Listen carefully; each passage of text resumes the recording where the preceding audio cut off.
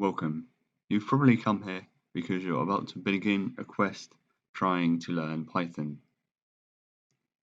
And this is a good place to start, especially with the zero-based indexing. But it is a long road ahead. As you see, I have 100 Python tutorials, including this one. And hopefully by the end, you'll be good at Python. I start with a couple of introductory videos, like this one, and then the basics of Python.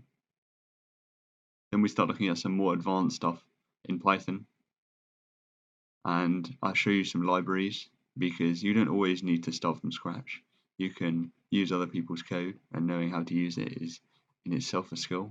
And these are both the ones that are built into Python and the additional ones you can install. I generally looked at libraries that I used or intended to use, although there are a couple of exceptions. So hopefully you learn the most useful ones.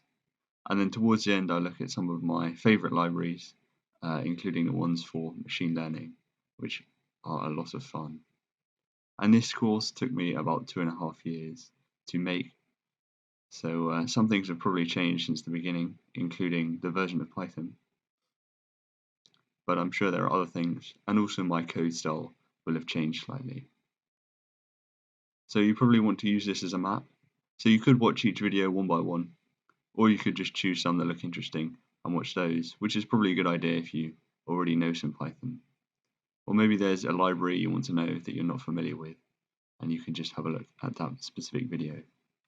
If you're here because you want to plan on watching each one from scratch, then it's not a simple journey of just watching each video and you'll become good at Python.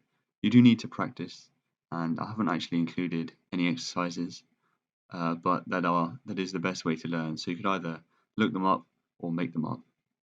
Maybe there's something you realize you want to have a play with after a tutorial, and you can just try that. And when you start, coding is hard, and your initial code probably won't be that great, but you should improve quickly. And I think it's always nice to look back on old code I've done, see how bad it was, and how far I've come since then. So watch the videos, share the good ones. The font size changes halfway through because I got some feedback that it was too small. You can use the code and slides. They're all on GitHub for the code and the slides. I mean, you can just take screenshots if you want. And if there's anything you want to see now the tutorial series is finished, just leave a comment on really any of the videos. So best of luck with your journey, and hopefully I'll see you on the other side.